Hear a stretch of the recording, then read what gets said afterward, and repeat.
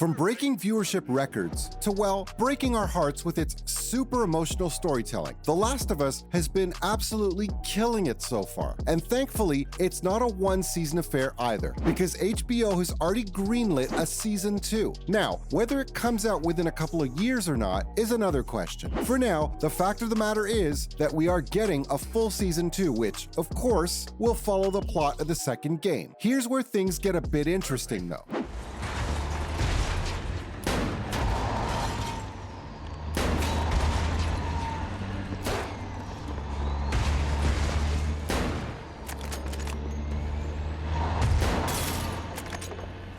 When you think of The Last of Us first season, it's been a pretty spectacular effort from everyone involved. I mean, when you've got the OG creator of the franchise in Neil Druckmann, you're bound to get something good and authentic. Not to mention, Craig Mazin's kinda mastered the art of these post-apocalyptic settings too, especially after Chernobyl. But even though Season 1 is super faithful to the game and excels because of it, the same cannot be said for Season 2. Why? Well, it's a little complicated. After all, The Last of Us Part 2 isn't a straightforward game, like just do a one-to-one comparison between The Last of Us Part 1 and Part 2. You'll find that the first game has a very linear story that's more like a fetch quest. You know, Joel picks up Ellie and has to deliver her from point A to point B. I got you.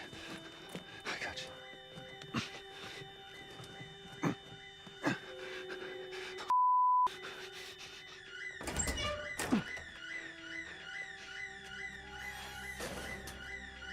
He's carrying her toward pediatrics. Get up here, now!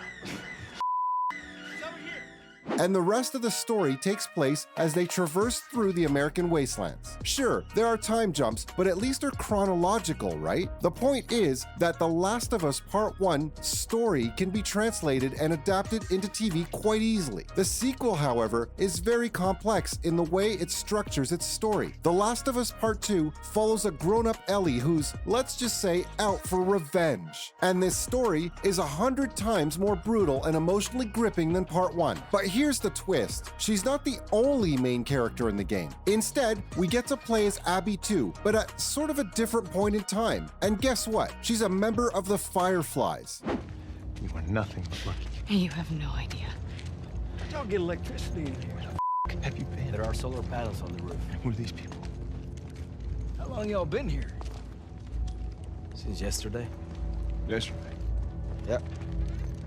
Yep, those guys. And essentially, the game is divided into 2 parts. So the tricky thing will be for the showrunners to figure out a format that could do these stories justice. After all, they're so intertwined. Not to mention, there's another tricky situation that The Last of Us Season 2 will have to figure out, fitting the story in one season. Yep, Season 1 is all about the first game. It'd be safe to assume that the second one will follow the sequel. I mean, even the showrunners and actors like Bella Ramsey have hinted at that too. But as I've mentioned before, the story for the second game will have to be structured and condensed in a way that makes sense. Now, obviously, you've got the Game of Thrones approach where you follow multiple characters at once, though I'm not sure if it'd have the same impact as the game. After all, the way it all comes together in the end is one of its biggest strengths. However, this is where things get interesting, because this could potentially mean that we get not 1, but 2 more seasons. Yep, they could literally just divide the Abby and Ellie stories into their own separate seasons. But of course, that introduces another challenge in terms of viewer retention, especially since people might start to like one character more just because of the recency bias. Obviously, they could release the 2 seasons in quick succession, sort of like a part 1 and 2. Still, the issue will persist because then they might have to push the second season back. With that said, it might not even be the biggest issue with Season 2. After all, the story will divide the fan base. I mean, if you've played the second game, then you probably know what I'm talking about, right? There was so much toxicity surrounding some of the character choices in The Last of Us Part 2. And if these choices are also kept the same for the show, which they most probably will be, then people are actually going to riot in the streets. Not even kidding. Oh, and I'm just praying for whoever gets to play Abby in Season 2. Because again, the hate she got for the game's sequel was unlike anything we've ever seen. Seriously, without diving into spoilers and specifics, it's honestly going to be super fascinating to see how they tackle that pivotal moment of the game. Also, let's not forget everyone adores Pedro Pascal as Joel, so his arc is going to be interesting as well. They didn't have to take me in, but they did. And all they ask is that I follow their rules. I'm your brother. Yeah, I'm aware. They're very protective of this place. And for good f***ing reason. I mean, folks find out we're up here. No, I heard. Wrong people might show up. So is that what I am? Am I the wrong people?